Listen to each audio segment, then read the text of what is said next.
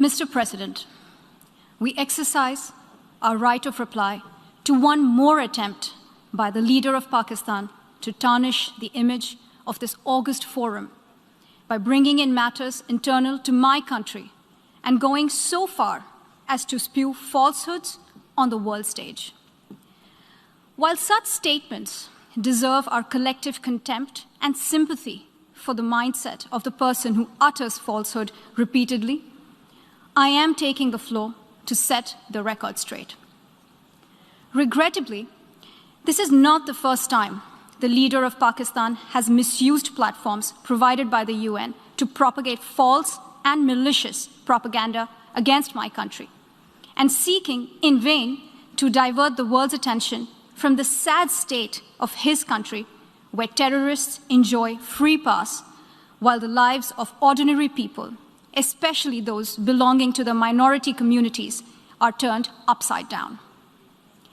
Mr. President, member states are aware that Pakistan has an established history and policy of harboring, aiding, and actively supporting terrorists. This is a country which has been globally recognized as one openly supporting, training, financing, and arming terrorists as a matter of state policy. It holds the ignoble record of hosting the largest number of terrorists proscribed by the UN Security Council. Mr. President, we marked the solemn occasion of the 20th anniversary of the 9/11 terror attacks just a few days back.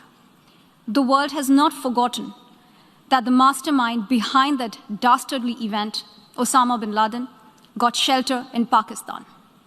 Pakistan leadership continues to glorify him as a martyr.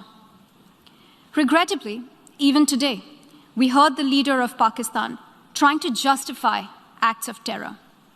Such defense of terrorism is unacceptable in the modern world. We keep hearing that Pakistan is a victim of terrorism. This is the country which is an arsonist disguising itself as a firefighter. Pakistan nurtures terrorists in their backyard in the hope that they will only harm their neighbors.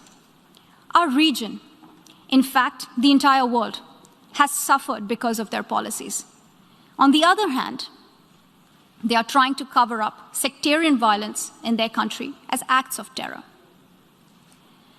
Mr. President, this is also the country that still holds the despicable record in our region of having executed a religious and cultural genocide against the people of what is now Bangladesh.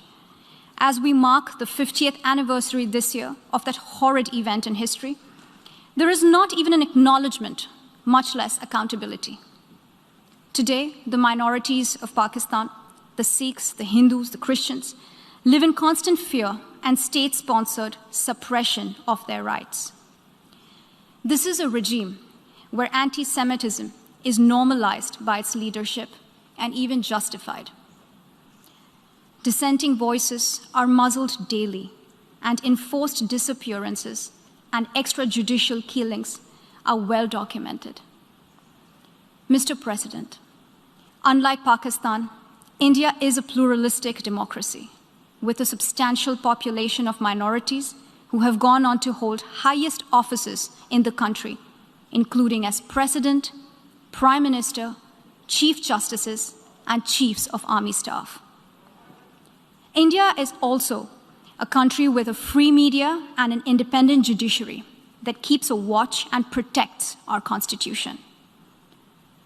Pluralism is a concept which is very difficult to understand for Pakistan, which constitutionally prohibits its minorities from aspiring for high offices of the state.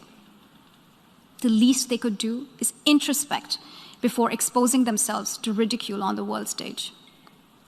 Finally, Mr. President, let me reiterate here that the entire Union territories of Jammu and Kashmir and Ladakh were, are, and will always be an integral and inalienable part of India. This includes the areas that are under the illegal occupation of Pakistan. We call upon Pakistan to immediately vacate all areas under its illegal occupation. Mr. President, Allow me to be categorical about India's position. We desire normal relations with all our neighbors, including Pakistan. However, it is for Pakistan to work sincerely towards creating a conducive atmosphere, including by taking credible, verifiable, and irreversible actions to not allow any territory under its control to be used for cross-border terrorism against India in any manner. I thank you, Mr. President.